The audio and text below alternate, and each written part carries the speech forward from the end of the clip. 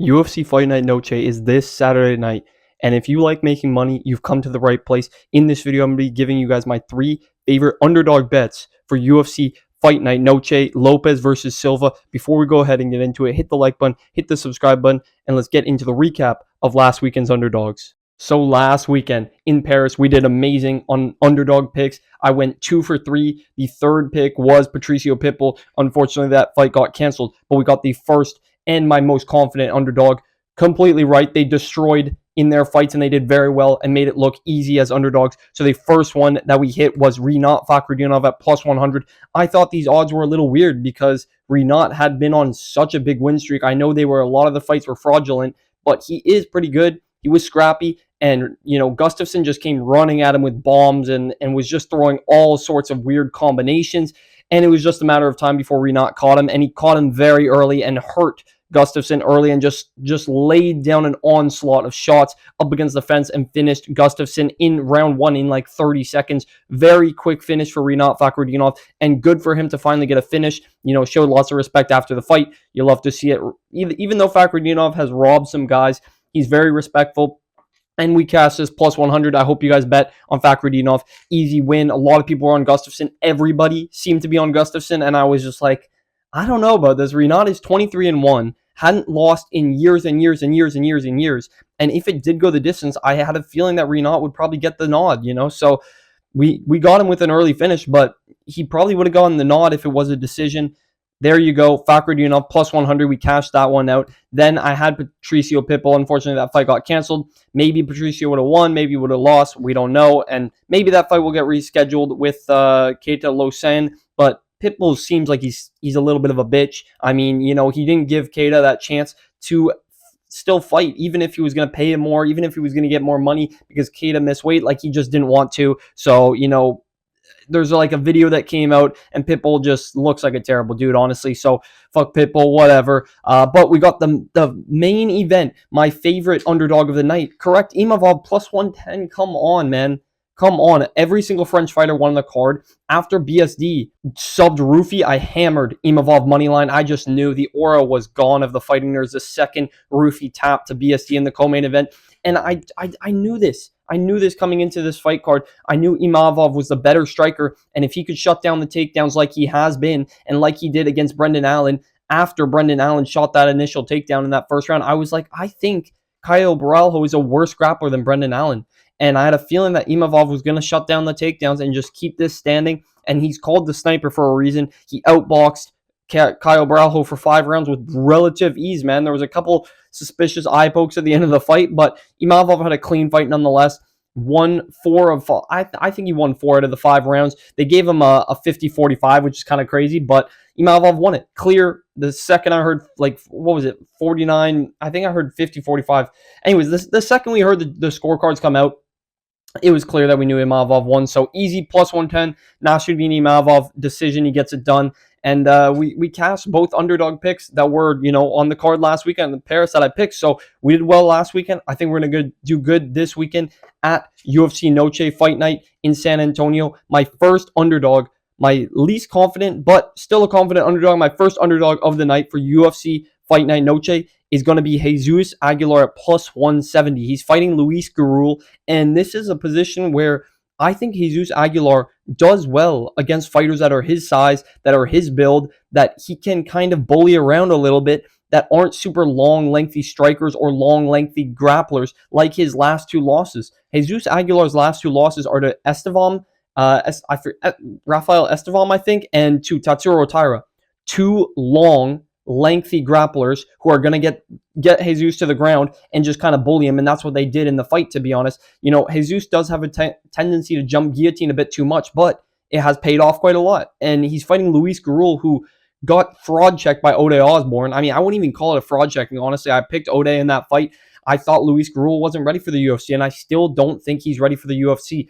The only thing he had for Ode Osborne was a body kick and a single leg. That's what he's going to be doing on Jesus Aguilar. He's going to be looking for that single leg, and I genuinely think Jesus Aguilar will pull guillotine. He's going to jump the guillotine, whether that be a good thing or a bad thing, and he might pull that off. But even if he doesn't, I think the striking is going to be very close. I think Jesus Aguilar can make this very scrappy. He can get in the inside. He's got good boxing. He's got surprisingly underrated power. And I just don't think Luis Garul is all that. I really, really don't. And at plus 170, you have to take a shot on Jesus Aguilar. The guy's a scrapper. He's one of the only Mexican. I think he might be one of the only Mexican flyweights. He's one of the more well-known Mexican fighters on the UFC roster. And I think he gets it done at Noche, man. I just don't think Luis Garul is all that. I really don't. He won a split decision against Nick Pincinini, I think, coming into the UFC, and I didn't even think he deserved a contract. It was a scrap, but it was a very, very close fight, and I think Luis Garul needed one more shot at Dana White Contender Series before coming in, because then he just got fraud checked by Ode Osborne. And I think fighting Jesus Aguilar is going to be a close scrap, and Aguilar's got all the finishing upside in this fight. He can jump that guillotine. He's got surprising boxing. He could land a big shot. Luis Garul's defense is very poor. Very, very poor. He was getting clipped by Ode. Now, I know Ode is a long, lengthy striker, but Jesus can get inside. He can land those strikes, those big right hooks, that right hook. Actually, left hook that Ode Osborne landed and dropped Luis Garul with, that he finished him with. I think Jesus can land those shots, and I think he can get that guillotine off. He's always looking for it, and I think the neck will be there if Luis Garul shoots that single leg, which he probably will. So give me Jesus Aguilar as my first underdog for UFC Noche at plus 170. Let me know if you guys tail this one. We move on to the next underdog pick for UFC Noche. This is one that I mean, he's mostly an underdog, and in his last fight, he surprised me.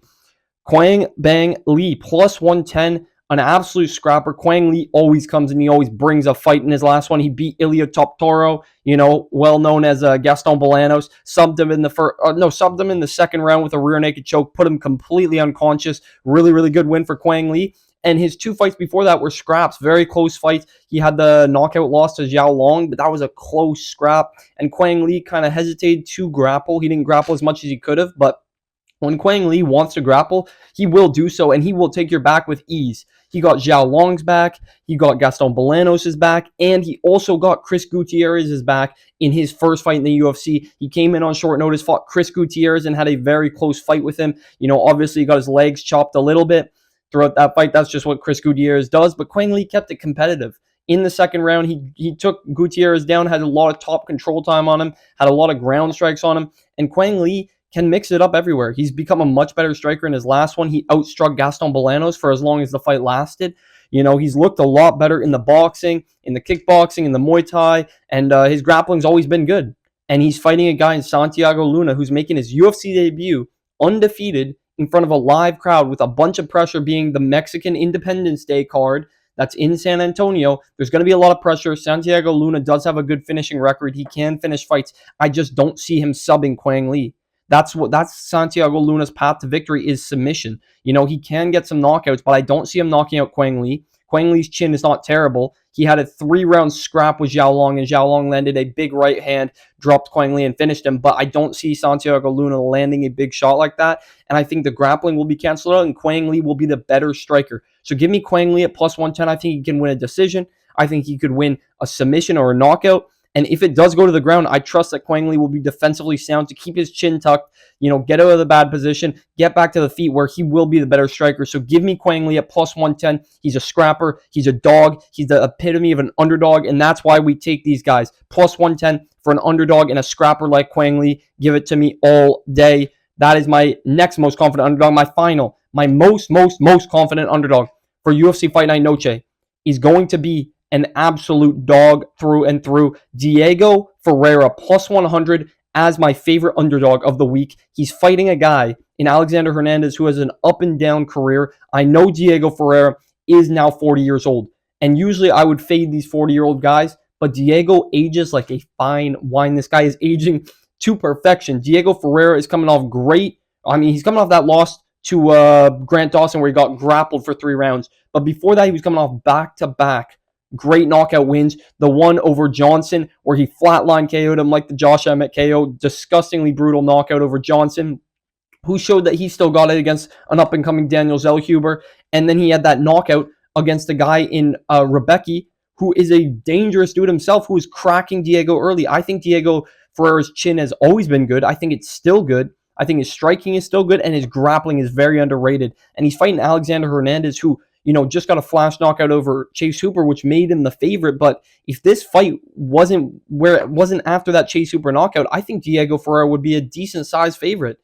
Just because he knocked out Chase Hooper, who, I hate to say it, Chase Schooner Hooper is just a grappling dude, man. And he wasn't able to get his grappling off against Hernandez, wasn't able to get him to the ground, wasn't able to sub him, and his striking just isn't that good. So Hernandez caught him at the end of round 1, finished him with a really nice shot. He landed a really powerful shot, but if he lands that on Diego Ferreira, I think Ferreira will eat it. He will eat it with ease because Rebecca's landed that shot on Diego. Johnson landed that shot on Diego. Multiple guys have landed those big shots on Diego Ferreira, and even at 40 years old, he's still eating those big shots. He's never been completely unconscious, brutally knocked out. He's got a very good chin. He's still active at 40 years old, and he's got power in his hands himself. I think he can finish Alexander Hernandez. I think he can beat up Alexander Hernandez in round 2 and round 3. The only round I'm worried for is round 1, where Diego Ferreira, has to ease into things, but round 2 and round 3 is where he breaks fighters. He did this to Johnson. He did this to Rebecca. Grant Dawson, when they were on the feet, Grant didn't want anything to do with the feet and striking with Diego Ferreira. He just wanted to grapple, and that's what Grant Dawson did. And Grant Dawson is a very underrated fighter, a very good grappler in his own nature, and I don't think Alexander Hernandez can do that to Diego Ferreira. And rewatching the Rebecca fight, he had some beautiful sweeps getting back to his feet, beautiful stand-up to get back to his feet, and I still think he can do that. He was just facing a smudging grappler in Dawson who was just hugging, holding him against the fence, didn't want to strike with him, didn't want to do anything with him. And obviously, Diego just ended up slowing down, but I don't see Hernandez doing that. And if he is on the ground with Diego is dangerous in his own. So give me Diego Ferreira as my favorite underdog of the week, plus 100. Get this underdog before this line closes and gets even tighter. I could see this one ending in a pick'em. These guys are both really good in their own nature, but it's a 50-50. It is a 50-50, but I'm leaning Diego Ferreira. The experience, the dog in him, the power he still holds, and his grappling. His grappling is very good. It is very good, and I don't think Alexander Hernandez going to a split decision with these bums he went to a split decision with what's his name? Oh my goodness, he just lost. Oh, it's Austin Hubbard. Going to a split decision with Austin Hubbard? Like, that's a terrible look. Diego Ferreira would beat the shit out of Austin Hubbard. And he went to a decision with Kurt Holloway, which was an arguable split. It should have been a split decision. It could have been Kurt Holloway's win, to be honest. Alexander Hernandez had to lean on the grappling. And then he fights Chase Hooper, who's just a lengthy string bean striker whose striking's gotten better, but it's not world class. Alexander Hernandez landed that perfect shot. And even if he lands on Ferreira, I think Ferreira eats it. So Ferreira's the more experienced guy. He's got the better skills, in my opinion. And I think he beats Hernandez almost everywhere, except for in the first round. I think Hernandez will probably win the first round. Hernandez will be the faster striker, but I think Diego is better everywhere and is a better mixed martial artist. So give me Diego Ferreira as my favorite underdog of UFC Fight Night Noche, Lopes versus Silva. Let me know in the comments down below who your favorite underdog is for this week and for this weekend. But those are all my underdogs. If you guys did enjoy the video, hit the like button, and I will catch you boys in the next one. See you.